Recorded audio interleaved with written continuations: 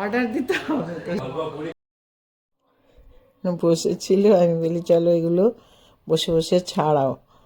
এগুলো আমি ছাড়িয়ে ফ্রিজে রেখে দিই, কাজে লাগে সব সময়। এগুলো ছাড়াতে সময় লাগে, ওই জন্য এনাকে দিয়েছি ছাড়াতে। এবার রান্নাটাও তুমি করে দিও তাহলে, কি বলছো? সব হয়ে গেছে না বাকি আছে? কতগুলো বাকি আছে? আচ্ছা, আর এতটা আছে। তো গাছে অনেকগুলো স্ট্রবেরি হয়ে আছে, অনেকগুলো আমি স্ট্রবেরিগুলো পারি আর সেহরিতে কিছু করা যাক। তো স্ট্রবেরিগুলো এখন পাড়তে এসেছি উপরে, পেড়ে নিয়ে যায়। একা হাতেই কাঁচি ধরেছি, একা হাতেই পারছি, কিন্তু ঘুরে ঘুরে আমার স্ট্রবেরিগুলো ভালোই হয়েছে, এগুলোই হয়েছে। আরও ফুল আছে, যেগুলো আছে সেগুলো ভাবলাম সেহরিতে এগুলো ইউজ করি। তো কতগুলো স্ট্রবেরি হয়েছে দেখো, লাল লাল হয়ে গেছে। আমি পারছিলাম না, ওই পেরে নিয়ে নাহলে আরও শুকিয়ে যাবে। শুকিয়ে গেছে।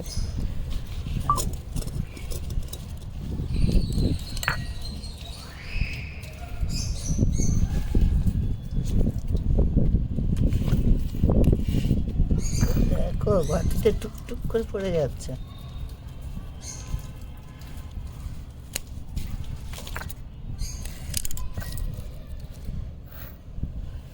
এগুলো হয়েছে, বাকি সব হচ্ছে, হোক।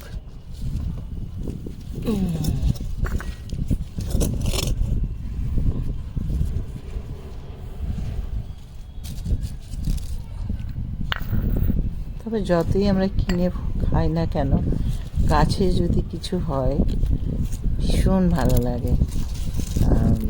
মানে মনটা এত খুশি হয়ে যায়, নিজের গাছের ফল হয়েছে তো দারুণ লাগে, কিন্তু মনটা খুব খুশি হয়ে যায়।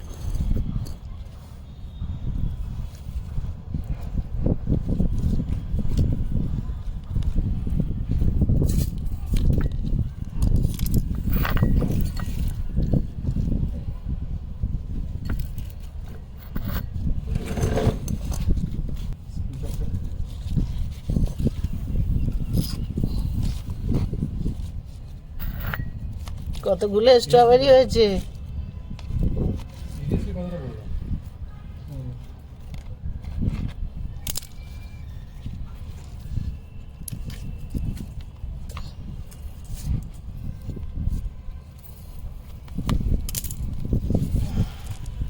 ইয়া পেয়েছি, ঠিক আছে, এতগুলো পেয়েছি, এতগুলো স্ট্রবেরি হচ্ছে। চলো বাকিগুলো হোক, এগুলো থাক। এই যে আবার হয়েছে ফুল। তো চলো পাড়া হয়ে গেছে। আর আমি দুধ 1 লিটার নিয়েছিলাম, এটা শুকিয়ে দিয়েছি এরকমভাবে গ্যাস আস্তে করে। তা রসমালাইয়ের মতো করব। আর যে স্ট্রবেরিটা পেড়ে এনেছি সেটা দিয়ে দেখো কি করি, এটা সেহরি হয়ে যাবে। তো এরকমভাবে শুকিয়ে এরকম গাঢ় করে শুকনো করে দিয়েছি রসমালাই। আর স্ট্রবেরিগুলো যেগুলো পেড়ে নিয়ে এসেছি নিজের গাছের ফল, তো এরকমভাবে কেটে কেটে এর উপরে দিয়ে দিচ্ছি। ব্যাস, দারুণ একটা, এমনি না খেয়ে এরকমভাবে এর উপরে কেটে কেটে দিয়ে দিচ্ছি। এটাই সেহরিতে আমাদের হয়ে যাবে। দারুণ একটা না, মানে নিজে ভাবলাম যে কি করব, স্ট্রবেরিটা এরকমভাবে করি একটা। তবে স্ট্রবেরি যদি নিজের গাছে, ফল তো সবই, আমি অনেক রকম ফল লাগিয়েছি গাছে, স্ট্রবেরি হয়েছে মানে প্রথমবার আমি স্ট্রবেরি চারা এনে লাগিয়েছিলাম, আর ফুল হয়েছে, ফল হয়েছে। আমি মানে তোমাদেরকে বলে বোঝাতে পারবো না, এত ভিতর দিয়ে খুশি হচ্ছে, এত কিনে খায়, কিন্তু এই যে স্ট্রবেরিটা আমার গাছে হয়েছে, এত হ্যাপি, দারুণ একটা না। তো কীরকম এটা লাগলো তোমাদেরকে কমেন্ট করে জানাবে।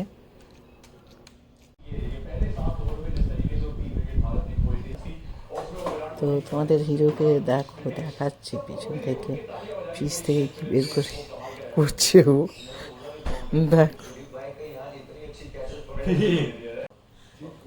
কি পালং শাক,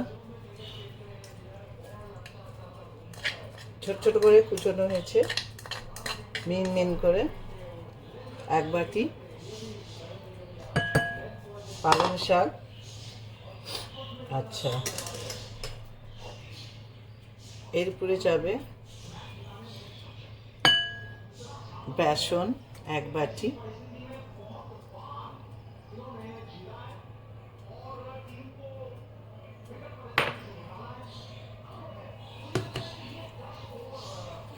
আর যাবে কিছু মশলা।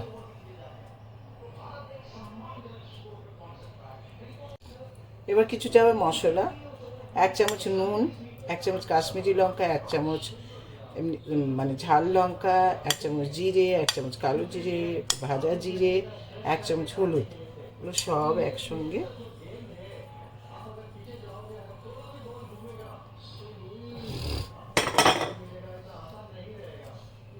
যদি ঝাল খাওয়া হয় তাহলে আর একটু বেশি করে,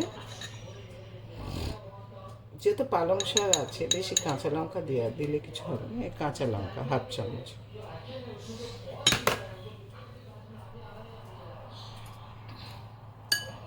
এবার এটাকে ভালো করে মিক্স করে নিতে হবে।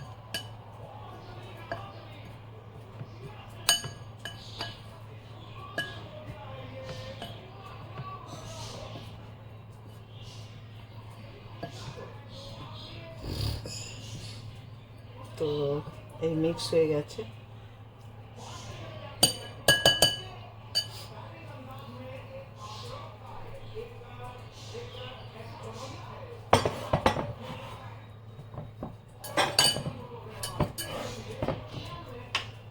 কিছুটা জল, মানে বেশি করে দিলে হবে না, হয়তো পাতলা হয়ে যেতে পারে, এরকমভাবে দিয়ে হালকা করে নাড়াচাড়া করতে হবে।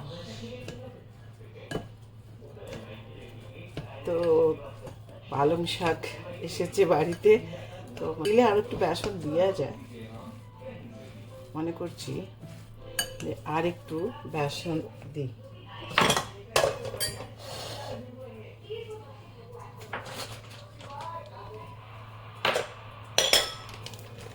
তো মনে হচ্ছে যে আর একটু বেসন দিলে ভালো হয়। তো আমি আর 1/2 বাটি আরও বেসন দিয়ে দিচ্ছি এর মধ্যে।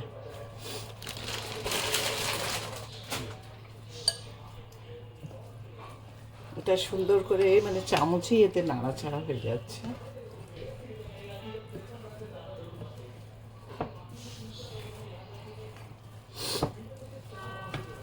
বেশি জল দিলে হবে না, বেশি জল দিলে প্রথমে পাতলা হয়ে যাবে, যেহেতু পালং শাক, যার জন্য একটু শক্ত রাখতে হবে। পালং শাকে এমনি জল ছাড়ে, তো সেই জন্য আর একটু আমি আরও 1.5 বাটি বেসন নিয়েছি। তাই চাইলে খাবার সোডা দেওয়া যায়, আমি দিচ্ছি না, দরকার নেই। কিছুক্ষণ আমি এটাকে রেখে দেব ভিজিয়ে, তারপরে এটা পরে গরম গরম খাওয়ার সময় ভাজবো। রেডি। আবার বাজে কথা কোথায় রাখবো?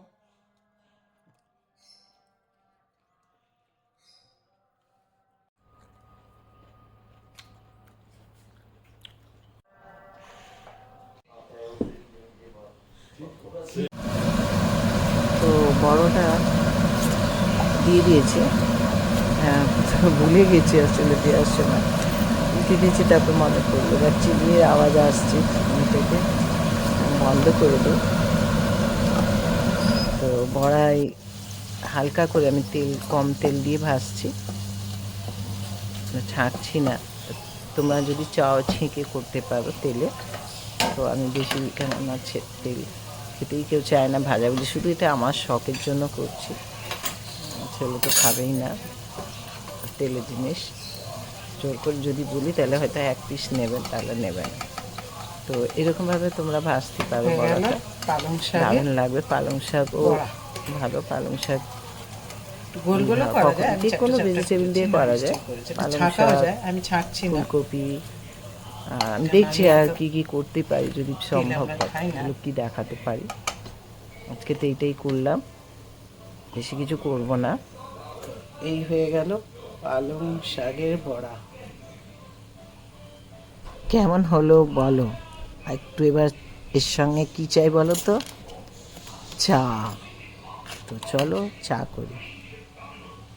এবার একটু চা তো চাই, একটু এলাচ।